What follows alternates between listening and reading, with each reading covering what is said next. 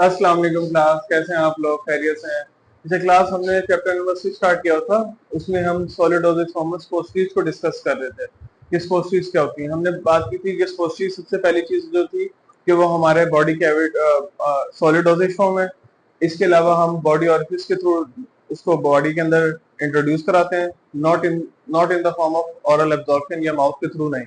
ठीक है, इसके अलावा कौन कौन से रूट्स के थ्रू जाती है? रेक्टम, वजाइना और यूरिथ्रा के थ्रू बॉडी के अंदर इंट्रोड्यूस की जा सकती है। वहां पर जाने से क्या होता है? वहां पर ये होता है कि ये बॉडी के अंदर जाकर मेल्ट होती है और अपना जो मेडिकेमेंट होता है उसको रिलीज आउट करती है। अच्छा, नेक्स्ट हमने इसके बाद एक चीज जो और देखी थी वो ये थी कि जब ये रिलीज हो जाती है तो ये अपने मेडिकेमेंट इंट्रोड्यूस करा देती है। फिर इसके दो इफेक्ट आ जाते हैं, एक तो लोकल इफेक्ट आ जाता है या एक सिस्टेमिक इफेक्ट आ जाता है। तो आज हमने थोड़ी सी इसकी कैरेक्टरिस्टिक्स की तरफ देखना कि हम जो स्पोर्ट्स है वो हम क्यों यूज कर रहे हैं। हम जब भी बात करते हैं स्पोर्ट्स की या कोई भी डोजेज फॉर्म की, तो हम उसमें जो है सबसे पहले चीज जो देखते हैं कि हमें भाई उस चीज से फायदा कितना है और नुकसान कितना है, तो हम एडवांटेजेस की तरफ लाजमी जाते हैं। तो इसके कुछ कैरेक्टरिस्टिक्स ये है कि जो हमारे पास ये है ना, फॉर ये किसके लिए कन्वीनियंट है? Administration of drug. सबसे ज्यादा जो ये कन्वीनियंट है या हम ये कह सकते हैं ये बहुत ज्यादा आसानी है उन लोगों के लिए जिनको जीआईटी में इशू रहता है। ठीक है, आजकल हर बंदे को स्टमक का इशू है। ठीक है, जिसको जीआईटी में इशू रहता है, स्टमक में जलन वगैरह, तेजाबियत, इस तरह की चीज होती है, वो मेडिसिन को एब्जॉर्ब नहीं करा सकते। ठीक है, या उनको वॉमिटिंग के चांसेस ज्यादा होते हैं, वॉमिटिंग हो जाते हैं, या उनका मैदा जो है डिस्टर्ब रहता है, या उनकी जो स्टमक की पीएच है वो डिस्ट्रॉयड रहती है, वो एसिडिक और बेसिक मीडियम में नहीं जाती, यानी कि जिसकी वजह से उनका जो स्टमक है वो उनकी पीएच डिस्टर्ब हो रही है।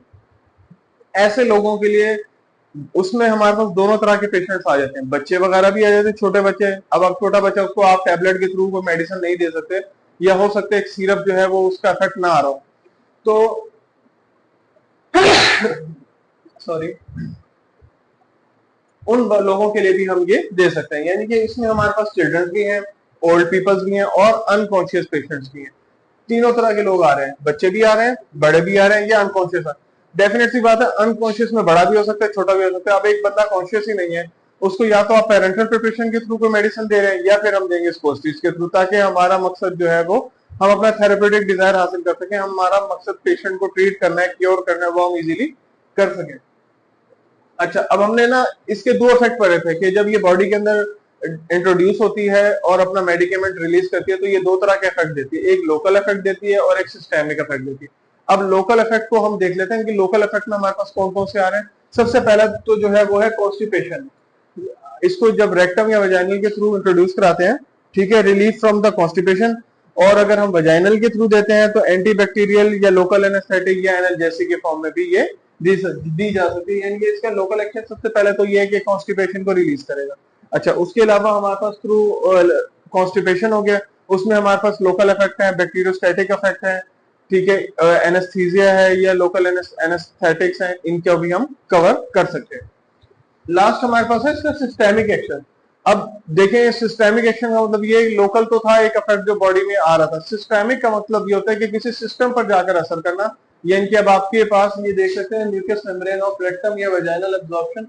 ठीक है, सिस्टेमिकली इफेक्ट ये दे रहा है कि आपके पास जो बॉडी में रेक्टम में या वेजाइनल में जो भी हमारे बॉडी ऑरिफिसेस होते हैं, ठीक है, वहां पर जो है एब्जॉर्प्शन ड्रग की ज्यादा से ज्यादा होती है।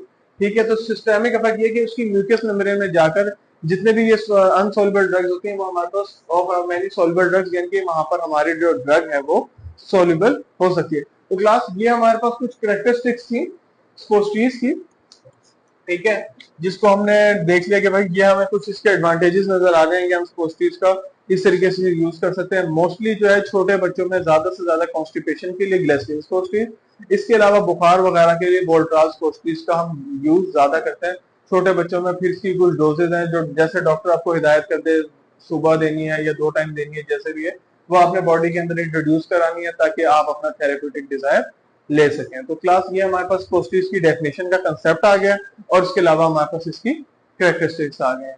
Thank you so much class.